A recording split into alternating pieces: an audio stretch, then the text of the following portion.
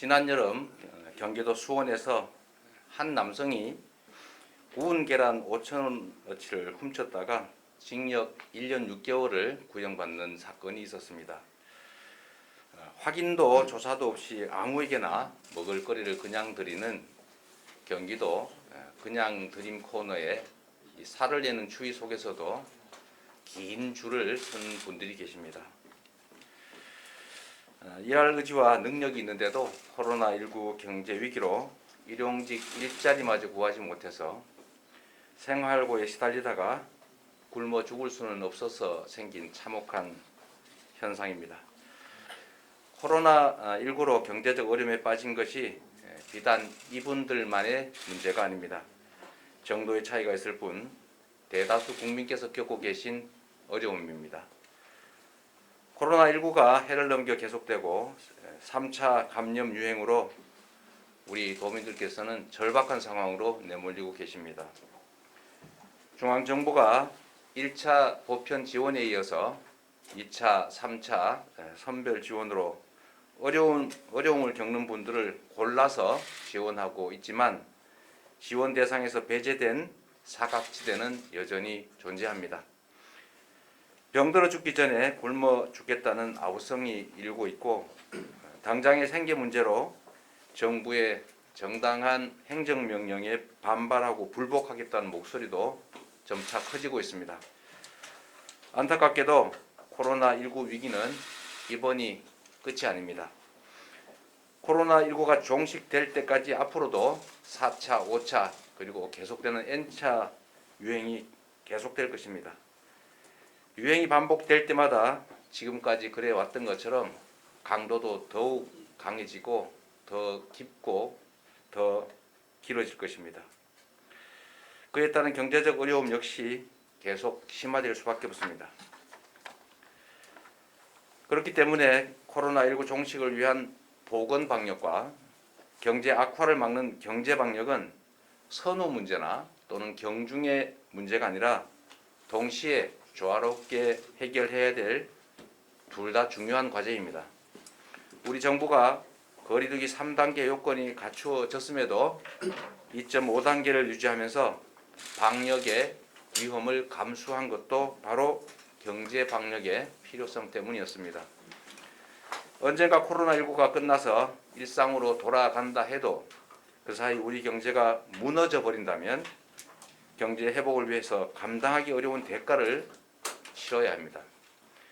지난 11일 경기도의회가 경제 회생의 절박함과 코로나19 확산에 대한 우려를 담아서 제2차 경기도 재난기본소득 지급을 제안해 주셨습니다. 전 도민에게 재난기본소득을 지역화폐로 지급해서 가계소득 지원과 소상공인 매출 진작이라는 경제 효과를 극대화하되 방역에 악영향을 미치지 않게 해야 한다는 것이 도의회의 주문이자 당부였습니다. 도민을 위한 진정성 있는 결단과 제안에 도민들을 대표해서 깊이 감사드립니다. 더불어민주당 내 일부 당원들을 포함한 일각에서 재난지원금을 못 받는 지역과의 형평성 문제, 소비활동이 방역활동에 장애가 될 수 있다는 이유로 경기도의 2차 재난기본소득 지급을 우려하는 목소리가 있는 것을 잘 알고 있습니다. 경기도는 이 같은 지적을 겸허하게 수용하고 우려에 공감하며 또 존중합니다. 모든 정책은 장단점과 찬반이 있게 마련이므로 어떤 정책은 절대적으로 옳고 어떤 정책은 반드시 나쁘다라고 말할 수는 없습니다. 불을 끄는 방법과 불을 끄는 과정에 대한 온갖 의견들은 나름의 타당성이 다 있긴 하지만 급한 불을 꺼야 한다는 마음만은 다 같을 것입니다. 도의회의 제안 이후 열흘 가까이 보건방역과 경제방역이 조화를 이루면서 최선의 결과에 이를 방법이 무엇인지 치열하게 토론하고 또 고민했습니다. 먼저 확산세가 수그러들고 있지만 아직 3차 대유행이 충분히 진정되지 않은 상황에서 재난기본소득을 지급하면 도민들께서 재난지원금을 소비하느라 방역에 장애를 초래할 것이라는 우려에 대해서도 많이 고민했습니다. 결과 전 세계가 주목하는 K방역의 성공은 의료진의 노력과 정부의 적극적인 정책도 중요했지만 무엇보다도 우리 국민 여러분의 적극적인 협조와 방역 수칙 준수, 참여 덕분이었음이 분명합니다.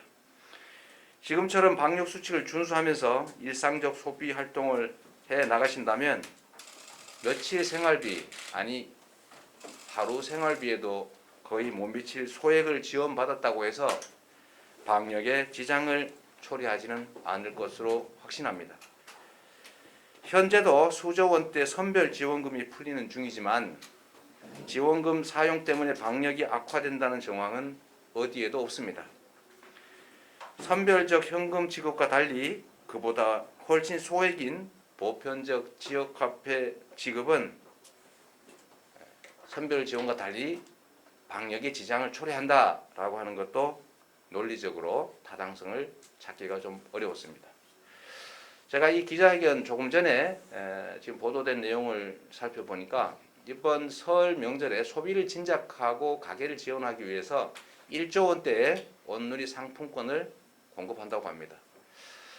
온누리 상품권을 공급해서 소비를 하게 하는 것이 방역에 문제가 없다면 1인당 10만 원 정도의 소액을 도민들께 지원하는 것이 온누리 상품권과는 다르게 유독 방역에 방해가 된다라는 결론을 내기도 쉽지는 않아 보입니다. K방역을 성공시킨 성숙한 시민의식을 가진 도민들께서 소액의 소비 지원금을 사용함에 있어서도 지금까지 그래 주셨던 것처럼 방역 수칙을 철저하게 준수하시고 방역에 협조하실 것으로 확신합니다. 지역 간 차등이 발생할 수 있다는 지적은 지방자치제도의 근본 취지에 비추어서 수용하기가 어려웠습니다. 지방정부마다 각자의 특색과 상황, 책임자의 철학에 따라서 행정을 펼치고 서로 다름 속에서 경쟁하면서 서로 좋은 것은 배워가고 나쁜 것은 시행착오로 피할 수 있게 하는 것이 바로 지방자치제도입니다. 작년에 재난지원금을 지급한 경기도 내 31개 시군 중에서 가장 재정 자립도가 낮은 축에 속하는 포천시가 경기도 내 시군 중에서 가장 많은 주민 1인당 40만 원을 지급한 것을 보거나 또 현재 전국적으로 재정 자립도가 매우 낮은 지방의 10여 개 시군이 재난지원금을 지급하고 있는 것에서 볼 수 있듯이 재정 자립도와 재난지원금의 재원 조달 역량은 직접적 관련이 없습니다. 재정 자립도 20%라고 하면 전체 재정 중에서 20%만 쓸 수 있다 이런 뜻이 아니고 자체 조달 재원이 20%라는 뜻입니다. 전국의 지방 정부 간의 재정 역량을 균형을 맞추기 위해서 정부가 지원하는 80%를 더해서 자체 조달한 20%와 정부 지원된 80%를 합쳐서 100%를 다 쓸 수 있다 이런 뜻입니다. 그래서 결론적으로 가난한 지방 도시라고 해서 그 지방 도시의 지방 정부까지 가난한 것은 아닙니다. 결국 재난지원금은 재정 여력 문제라기보다는 정책 결정과 예산 편성의 우선순위라는 것이 저의 생각입니다. 존경하는 문재인 대통령님께서도 신년 기자회견에서 중앙정부의 지원 정책과는 별도로 지방정부가 자체로 지원하는 것은 얼마든지 할 수 있다라고 말씀해 주셨습니다. 정부의 영업 제한 조치에 의한 직접 피해는 특별한 희생에는 특별한 보상을 해야 한다라는 헌법 정신에 비추어서 지원을 할 것이 아니라 즉 도와줄 것이 아니라 적법하게 보상하는 것이 맞습니다. 코로나19로 인한 광범위한 피해는 모든 국민이 입었습니다.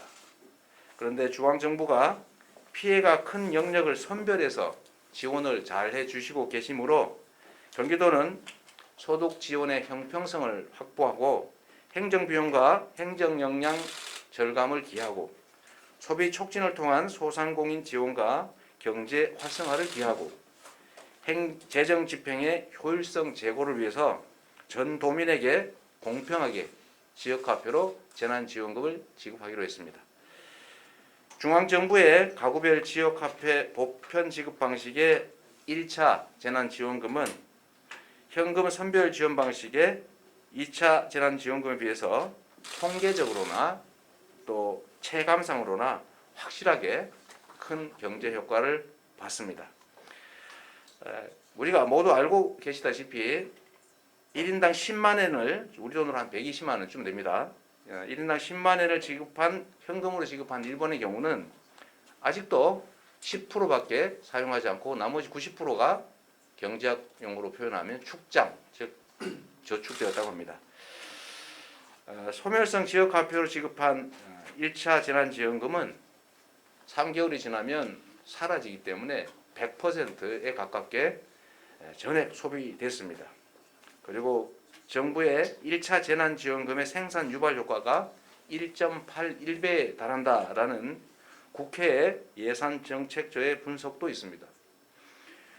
그리고 30%나 되는 추가 소비를 이끌어냈다라는 KDI의 연구조사 결과도 있었습니다. 1차 재난지원금 지급 후 2개월 이상 우리 지역의 소상공인들께서는 명절 대목 이상의 호경기를 누렸지만 아쉽게도 2차 재난지원금에 의한 경기 활성화 효과는 체감으로 전혀 확인하기가 어려웠습니다. 위중한 현 경제 상황, 또 1차 재난지급에서 확인된 지역화폐 보편 지급의 소득 지원과 지역 경제 활성화 효과, 현재 3차 대유행이 정점을 찍고 확진자가 감소하는 추세인 점, 우리의 종합적인 방역 역량, 전 세계에 자랑할 높은 시민의식과 우리 시민들의 방역 수칙 준수 등을 고려해 보면 경기도는 2차 재난기본소득의 신속한 지급이 필요하고 또 지급하는데 여러 가지 측면에서 특별한 무리가 없다고 판단했습니다. 이에 따라서 경기도는 작년 4월에 이어서 지역화폐로 2차 재난기본소득을 전 도민에게 지급하기로 결정했습니다.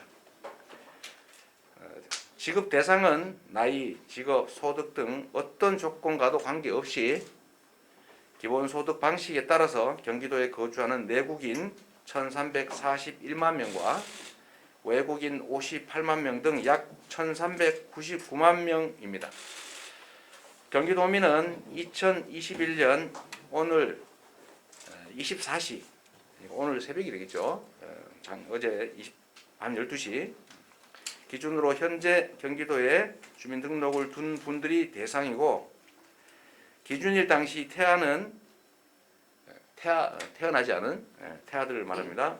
기준일 당시 태아는 기준일에 즉 1월 19일 24시 기준으로 아버지 또는 어머니가 경기도민이기만 하면 신청 기간 내에 출생을 하면 현재 태아여도 대상이 됩니다.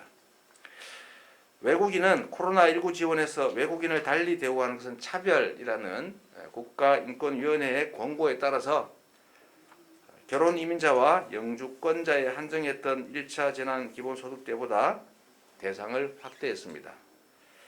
2차 재난기본소득은 등록한 모든 내국인 그리고 국내에 거소신고를 한 외국 국적의 동포까지 지급 대상으로 확대했습니다.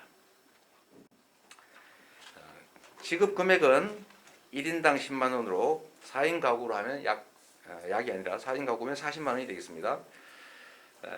1차 재난기본소득과 동일하게 현금이 아닌 지역화폐 카드나 신용카드 등에 입금되는 3개월 시한부 소멸성 지역화폐로 지급합니다.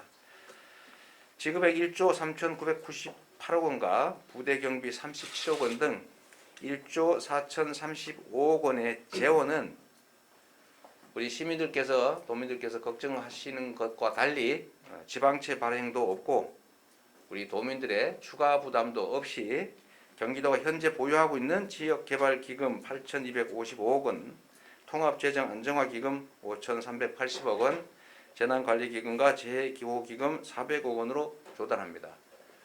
우리가 재정을 안정화시키기 위해서 지금 현재 보유하고 있는 자원을 활용하기 때문에 지방채 발행도 없고 우리 도민들이 지금이든 나중이든 추가로 부담을 할 이유는 없다나 이런 말씀을 드립니다. 일부에서 재정 부담을 이유로 가계 지원을 반대하고 있습니다. 그런데 몇 가지 우리가 주목해서 봐야 될 점들이 있습니다. 전 세계에서 공적 이전 소득, 즉 정부가 또는 공적 영역에서 국민 개개인에게 지원해주는 소득을 말합니다. 이 전 세계에서 공적 이전 소득이 우리나라는 가장 낮습니다. 그러다 보니까 전 세계에서 우리나라 가계 부채율이 가장 높습니다. 당연히 정부가 가계를 지원하지 않으니까 전 세계에서 우리나라의 국채 비율이 가장 낮습니다. 국채 비율이 낮은 게 그렇게 자랑할 일이 아닌 것을 알 수 있습니다. 전 세계 국가들이 이미 GDP 대비 작년 평균 110%의 국채 비율을 가지고 있었는데도 불구하고 작년에 코로나19 위기를 맞아서 GDP의 13%, 평균 13%에 이르는 적자 재정 지출을 했습니다. 그런데 우리나라는 외국 평균의 절반에도 못 미치는 약 3분의 1 정도로 겨우 넘는 수준의 국채 비율이 건전한 대한민국임에도 불구하고 아주 소액으로 다른 나라의 3분의 1 약간 넘는 정도만 지출했다는 것이 사실입니다. 경제 회생과 지속적 성장, 또 생계 보존을 위한 소득 지원, 소득 불균형 완화를 위해서는 지속적인 확장 재정 정책, 적자 재정 지출이 필요하다는 것이 IMF나 기타 국제 기구들 그리고 세계 경제 석학들의 권고입니다. 또 실제로 대부분의 외국 정부들이 일반적인 재정 운영을 이와 같이 하고 있고 엄청난 재정 적자와 또 국채 비율 이런 것에도 불구하고 올해도 계속 확장 재정 정책을 즉 적자 재정 지출을 할 계획을 가지고 있습니다. 우리도 이런 예외적인 상황을 계속 유지할 것이 아니고 국제 기구들 또 세계 경제 석학들의 권고 외국의 사례를 따라서 가계 소득도 지원하고 경제 활성화도 기할 수 있는 확장 재정 정책을 계속 진행해야 된다라는 말씀을 다시 한번 드립니다. 경기도의 2차 재난기본소득 신청을 말합니다. 1차 재난기본소득과 마찬가지로 온라인과 현장 신청 두 가지로 진행합니다. 1차 재난기본소득 지급 경험을 바탕으로 이번에는 더 신속하고 더 편리하게 집행하도록 하겠습니다. 신청 기한, 즉 언제까지 신청을 받느냐, 또 신청한 재난지원금은 언제까지 사용하느냐라는 것은 원칙적으로 1차 재난기본소득 방식과 동일하다는 점을 말씀드립니다. 제일 문제가 되는 그럼 언제 지급할 것이냐라는 문제에 대해서 말씀드리겠습니다. 구체적인 신청 및 실제 지급 시기는 지금 오늘 당장 정하지는 않겠습니다. 지방정부의 재난지원은 자율적으로 하되 지급 시기는 방역 상황에 맞춰야 한다, 맞춰주면 좋겠다라는 더불어민주당 지도부의 권고를 존중해서 코로나19와 방역의 진행 추이를 지켜본 후에 상황을 면밀히 검토해서 시기를 결정하겠습니다. 도의회 의결 즉시 지급하는 것이 필요하고 또 큰 문제가 없다는 것이 현재 경기도의 입장이긴 하지만 그럼에도 불구하고 민주당 지도부의 권고와 우려도 충분히 이해되는 점이 있기 때문에 지급 시기를 보다 신중하게 결정하려는 것이므로 우리 도민들께서는 조금 답답하시더라도 너른 이해를 해주시면 고맙겠습니다. 지급 시기를 신중히 결정하되 그러나 결정되는 대로 즉시 도민 여러분께 알려드리고 최대한 신속하게 집행하겠다는 말씀을 드립니다. 절박한 상황에 처하신 분들이 많으신 만큼 방역에 지장을 초래하지 않는 범위 내에서 최대한 빠른 시일 안에 결정하도록 하겠습니다. 존경하는 경기도민 여러분, 경기도 방역의 주체는 도민 여러분이고 코로나19 위기나 경제 위기 극복의 가장 강력한 무기는 구성원 간의 깊은 신뢰와 강력한 연대입니다. 어려운 상황 속에서도 믿음과 용기를 잃지 마시고 함께 손잡고 이 위기를 슬기롭게 이겨나가기를 바랍니다. 비록 지금은 문 위에 서리가 또 내리는 형국이지만 찬 겨울이 지나면 끝내 봄이 올 것을 우리는 믿습니다. 경기도는 앞으로도 도민을 믿고 도민과 함께 도민의 생명과 안전 그리고 행복한 삶을 위해서 보건방역과 경제방역 그리고 심리방역에 계속 힘쓰도록 하겠습니다. 고맙습니다.